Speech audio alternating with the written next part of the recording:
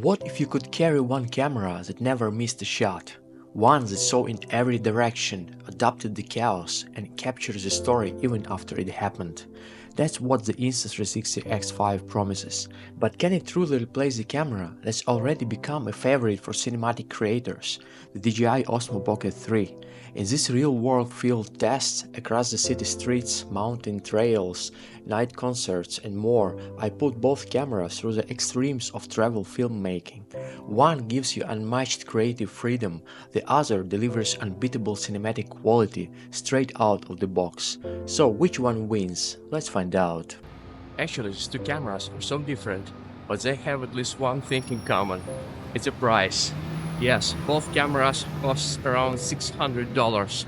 And this video for you to decide which camera you would like to use for your next vacation. Does it make sense to buy a cinematic Osmo Pocket 3 or 360 camera would be more than enough for your next trip?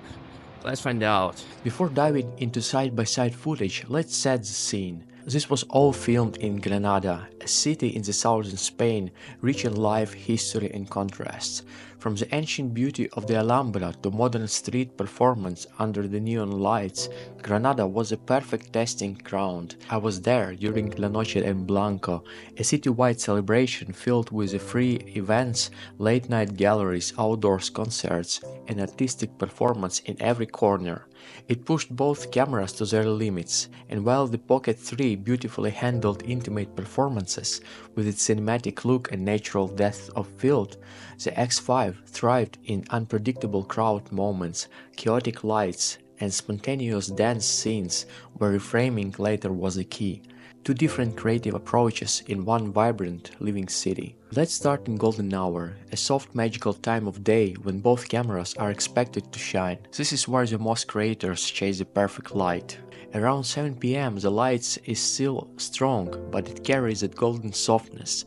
This is where cameras are often at their best, and both of this delivered beauty. The DJI Osmo Pocket 3 brought out stunning detail, especially in skin tones, textures and surfaces. With its 1-inch sensor, it handles contrast and dynamic ranges with cinematic elegance. Walking past cafes and reflective windows, the Pocket 3 felt like a mini-film camera. But the Insta360 X5 isn't just for action.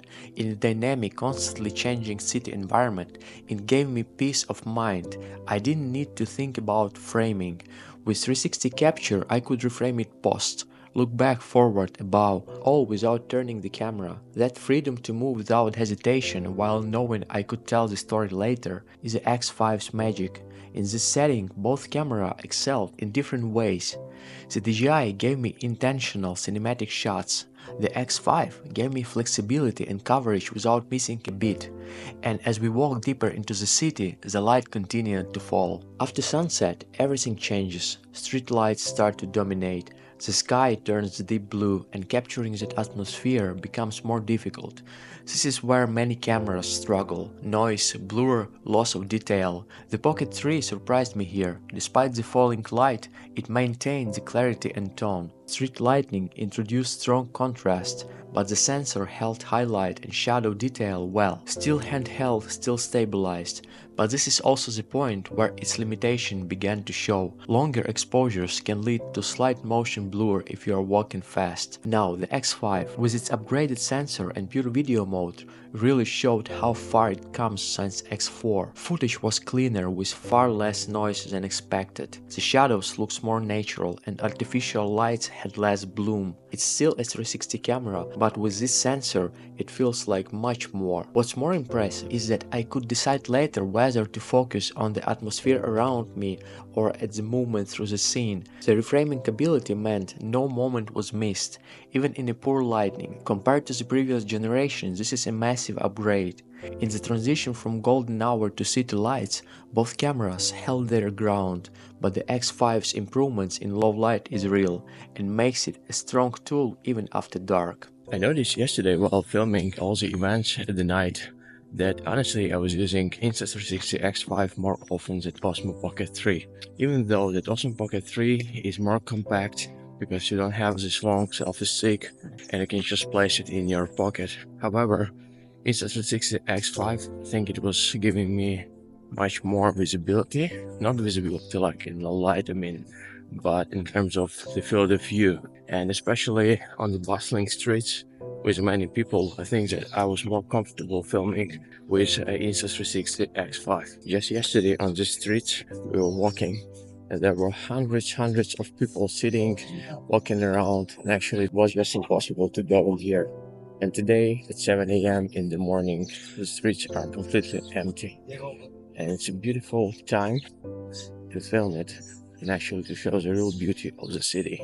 The next morning I filmed a quiet walk through the park, early enough that the light was soft and the colors were untouched. This was a perfect environment to test detail, sharpness and motion. It is still low light, but the camera doesn't recommend me anymore to turn on the low light video mode. So this is the regular video mode on Insta360 X5. And of course, I'm not using my DJI Osmo Pocket 3 now. It clearly knows the DJI Osmo Pocket 3 will easily handle low light condition like it is now. So let's see what Insta360 X5 can do. So let me just stop and film in here for a second among these beautiful flowers. I'm filming in the same garden in Granada. So we have the roses, and to be honest, if the camera would give you the smell that I feel like now in here, it's just so beautiful. The roses in the morning, especially with the drops of the water on it. It smells so beautiful, so nice. So guys, just let me know in the comments if you're already convinced which of this camera is better for you, is better for your needs when you're filming, when you're going on your vacation. I mean, those two cameras, of course, I think they are perfect, but the only one that actually will fulfill all of your needs. With the DJI Osmo Pocket 3, what I found a little bit annoying is how fragile the camera is. Without the protecting case, if you drop it into the pocket, you might damage your gimbal, and I wouldn't recommend to do it, or you need to be really careful. With Insta360 X5, it's slightly different because the camera doesn't have a gimbal, it's just a solid brick. However, Insta360 X5 cannot be used so easily without the selfie stick, and it means that you need to always carry with you this long selfie stick. Of course, it's like around 30 centimeters, but still it means that you cannot just place this in your pocket, and you always need to carry on it in your hands. So let's just compare the beauty of the colors of these flowers that we will get from both cameras. I think on the video preview, Insta360 X5 looks brighter and I can definitely see more colors. Of course, we know that Insta360 X5 is having now 3 chips. 2 of them are specifically dedicated for image processing. It means that definitely image is being processed faster. I am filming almost all the time in 8K 30 FPS and I still didn't have any problems with overheating of Insta360 X5. I know that on the previous 360 cameras, overheating it was a big problem, and that's why Insta360 even introduced this special thermal grip that actually you need to use in order to, to protect your hands from overheated camera. However, with the new Insta360 X5, I never experienced any overheating issues. Switching now Insta360 X5 into single lens mode. The one thing I wanted to mention is the battery thing, and I found that on DJI Osmo Pocket 3, the battery lasts slightly longer. I cannot say that it's sort of, super winner, but still you might get like a few percentage more after filming some long events. Of course, if you're filming on Insta360 X5 in a single lens mode or using 5.7K, 5.7 plus K, in this case you might regain some battery, but if you will be continue filming in 8K, that might drain your battery pretty fast. And if you would like to see the comparison between the 8K, 5.7 plus, 5.7 and 4K, just click on the video that will appear on the link on the top left corner of the screen. If you would ever visit Spain, I would definitely recommend to come to Granada, and especially to visit Alhambra. It's a beautiful palace. It's actually one of the biggest palaces in the world. The city has an ancient history. It's an old city. The city has a beautiful city center, a lot of cafes and restaurants with delicious food. It's multicultural city, first of all, and in case if you would like to go hiking into the mountains, you have Sierra Nevada, so it's my recommendation to come here one day. X5 managed to capture the entire walk in a different way. It's not about depth of field or selective focus, it's about perspective and flexibility. I could pan up into the trees after the fact or reframe to highlight something I didn't notice before. The stabilization worked well, even when walking casually on dirty path. With new sensor, natural greens looked less processed than before, more organic. The upgrade from X4 here is clear, especially in environments like this with subtle light and texture. For special events, you need a special camera, and Insta360 X5 is exactly like this. If you're following my channel, probably you remember that the previous episodes of comparing Insta360 X4 with DJI Osmo Pocket 3 I filmed in Andorra. There was also a lot of rivers and channels, mountains there, and I think that it's almost every time when I want to compare like the outstanding cameras, I need to go to some special place because it's not enough just to walk on the same road that I'm filming most of the episodes. And if you didn't watch yet this video of comparison DJI Osmo Pocket 3 versus Insta360 X4, just don't forget to hit the link button that will appear on the top left corner of the screen. From the calm of the park to the unpredictability of the mountains, this is where the cameras forced real-world physical demands. The Insta360 X5 dominated this section. With limited time to frame shots, rough terrain and changing lighting conditions, I could just keep walking and let the camera capture everything. The reframing possibilities later gave me the third-person views, wide angles, even immersive transitions. The camera held detail in high contrast, sunlight flashing through the clouds, waterfall mist reflecting the lights, and it stayed stable even when the terrain didn't. The Pocket 3 was used sparingly in this segment, delivered beautiful results when I could stop and compose, but I had to be cautious. The gimbal is extremely fragile.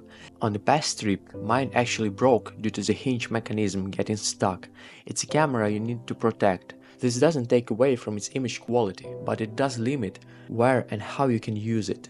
In rugged locations, the X5's design is simply more dependable. The X5 feels more made for travel. It's solid, sealed, and doesn't rely on fragile moving parts. It's ready for motion bumps, even light weather. In contrast, the Pocket 3 is a precision tool, with all the benefits and risks that came with that. The rotating screen, while smart, is also the weak point. Once it fails, the whole system is compromised. If you are planning a trip where your camera will be constantly in motion, exposed to tough elements, the X5 is a safer bet. If your environment is controlled and you're shooting intentional cinematic scenes, the Pocket 3 remains a top-tier choice. If you really enjoyed this episode, just don't forget to hit the like button and subscribe to my channel. We'll have a lot of more interesting episodes in the future. See you in the next one. Bye. Cheers.